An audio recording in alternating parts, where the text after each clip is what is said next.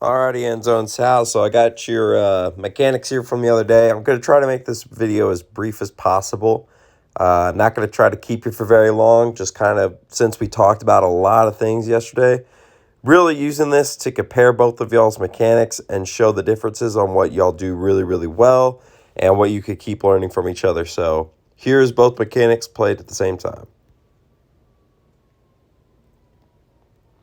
All right, so let's first start off here with, we'll start off with Enzo.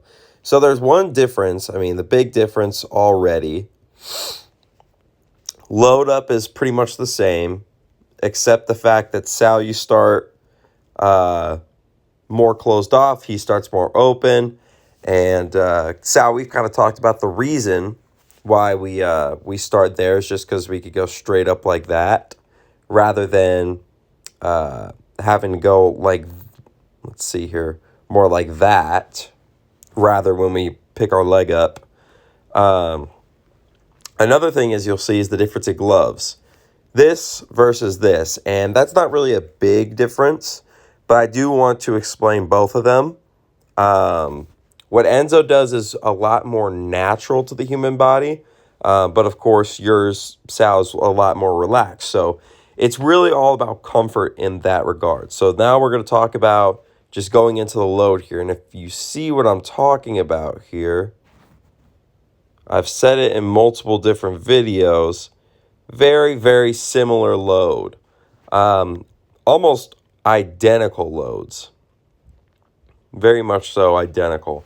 Both have a slight bend in the knee there. Both have kind of, if I clear this all too, that little bend in the foot there. The one thing I'm noticing about about Enzo's more than you, Sal, is he's more down the middle with his versus we kind of have a little bit of a tilt. But to be fair, I'm perfectly fine having a little bit of tilt to you, Sal, just so we can start getting that ass to the plate. So that's perfectly fine with me. I just wanted to point out that difference. So then we get into this next part here, which is the drive. So here's the drive here versus, I do want to show you something here, Enzo. The difference, and this is something Sal does really, really well. Look at his shoulders right here, how closed off he is, and he's starting to get that, sorry, wrong one there. Let me get you back to where you are, Sal, or Enzo, I apologize. So there is foot strike here. Foot strike is there. And he's starting to go. Realistically, I like to stay a little bit more closed off until we get to foot strike. But honestly, I'm fine with this. And also, I just want to see in terms of hips what you're doing here. So we get here. And you're starting to fire those hips, if you could see what I mean there. You fire them at that point, which is really, really solid. Now, the thing we got to work with you, Enzo, a little bit more is kind of what I started working with Sal, which is bringing the ass to the plate rather than just kind of going towards it. We need to drive towards the plate, and in order to drive to the plate, we need to take our hips towards the plate. And think about it in terms of hitting too, right? A lot of the times we're not just going to go just straight up kind of like this, right? We got to build some momentum. So that's what helps when we take the ass to the plate. So there's that part too.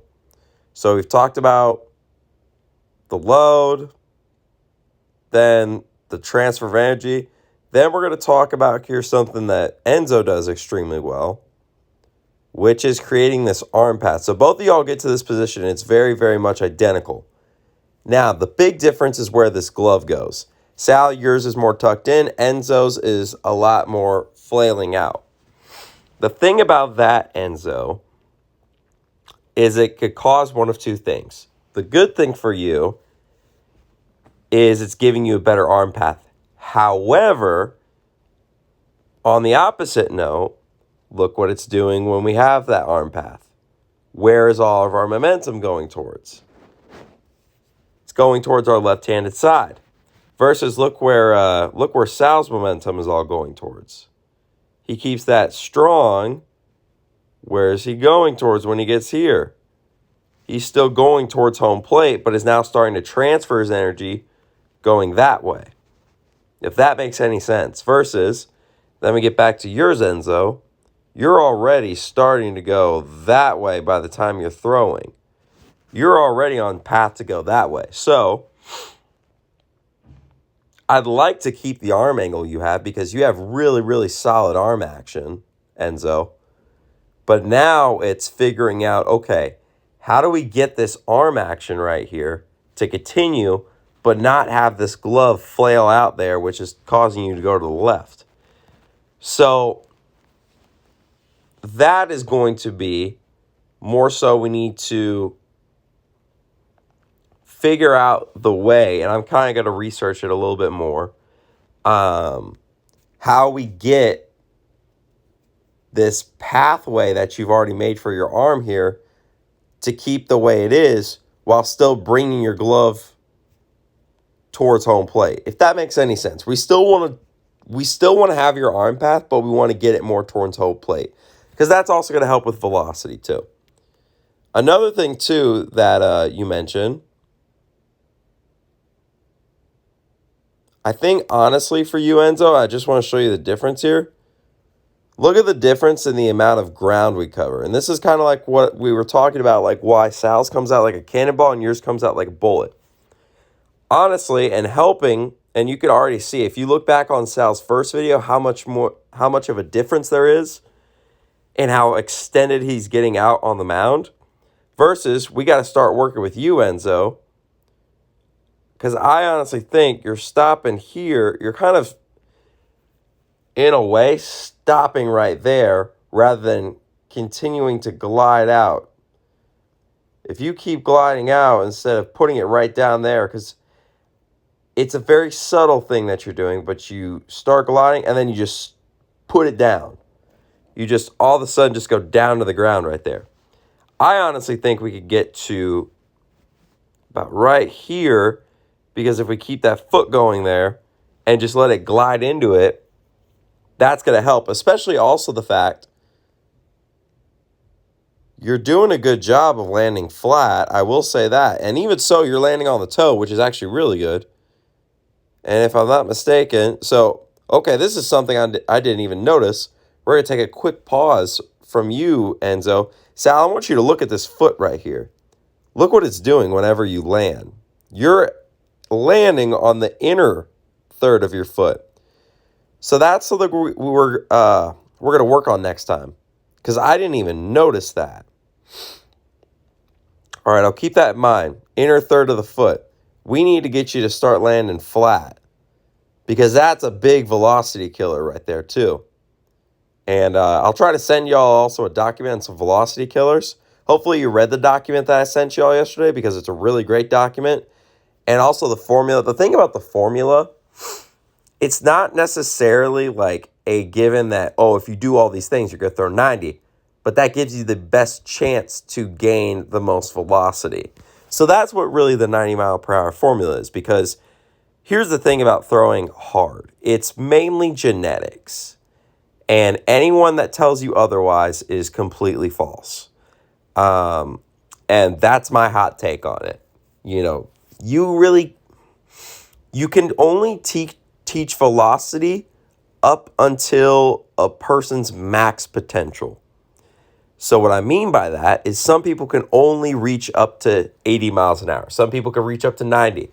There was a thing I saw the other day by a velocity doctor who does the 90-mile-per-hour formula. He was on a podcast the other day, and he said in about 20 years, colleges will be able to get like a DNA swab from like inside the person's mouth and be able to see genetically how far they can get them.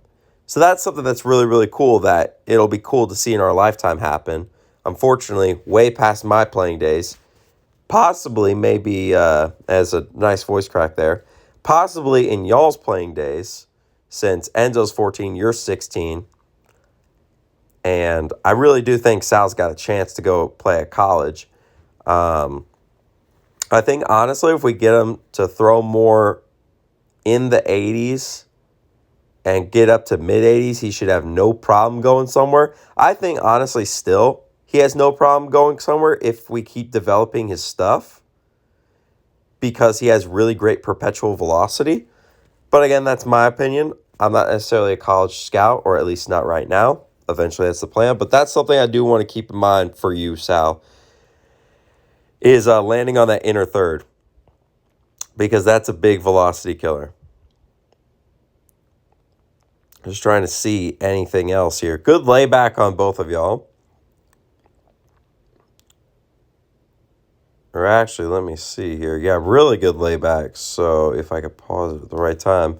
There's your layback right there. And there's your layback, Sal. So I want to try to get more layback on you too, Sal, and see if that might help. Also, keep in mind, like, realistically, the more you go for velocity, the harder it's going to be to get velocity. If that makes any sense, right? Because the more tense you get, the harder it's going to be to just let loose. Velocity will come over time if you keep doing the things you're doing. And obviously, the more we work on our mechanics, but that's kind of the thing that is going to be able to transpire from getting more layback, getting more in front like we've talked about, getting over that front knee, and just overall continuing to get better and get better as a pitcher. Because here's the thing. There's a difference between throwers and pitchers. Pitchers are a lot more valuable than a thrower. Yes, you could throw 90, but if you don't throw a strike, there's a humongous problem when it comes to that versus a guy like a Greg Maddux, for example, in a major league average of like 93, 94. He only threw about 88, and he dotted guys, and he was a very, very successful big leaguer that had a very successful Hall of Fame career. It's all about understanding what is the best for us. So I'm kind of going to talk to my pitching coach, see what he has that I'm missing. Specifically because he was in the big leagues and there's some things he knows that I'm still learning. And the thing about pitching coaches is, like I talked about with doctors, you're always talking to different doctors. You're trying to figure out, if there's something you're missing. You got to get second opinions. So I'm going to send both of y'all's mechanics to him, see what he thinks, and kind of just converse with him, tell him what I'm seeing, and ask him if there's something I'm not seeing with it. So that's my plan as far as that goes. But yeah, the big things. So for Enzo, the big thing we need to work on with you is bring your momentum towards home plate and not going right away towards the left-handed side rather than going towards home plate. And after we finish, then we could transfer our energy to the left side because then we're slowing down. Also, see how much you're falling off right there? That just shows you by that point how much energy you're bringing to the left side. Because realistically, if you're bringing all the energy to home plate, we should finish right there. That should be our finishing point. We shouldn't continue to carry over here. And then with Sal, this is more exactly what I'm talking about. The only reason Sal finishes so far out there is because he has such tall legs. That's why he finishes out there. But see how, it's not as hard of a finish over there versus Enzo. You have a big power finish going that way. You still got to step over there. So that's all I got in this video. I know I said it'd be brief, but, talking about other things, seeing different things. Obviously, as you know, I also ramble about stuff. And when I get on a tangent, I try to ride it out and try to make it make sense on every single level. But that's all I got for this video today. Appreciate y'all again with the lessons, and we're going to continue to get better.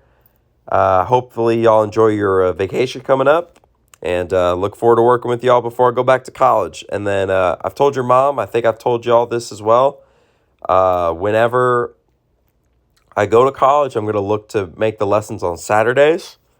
So that's kind of the plan right now. So appreciate y'all and have a great vacation. And if I don't see y'all before you go back or we don't do lessons, hope y'all have a great fall semester. And we'll get back to work in the winter. Thanks, y'all.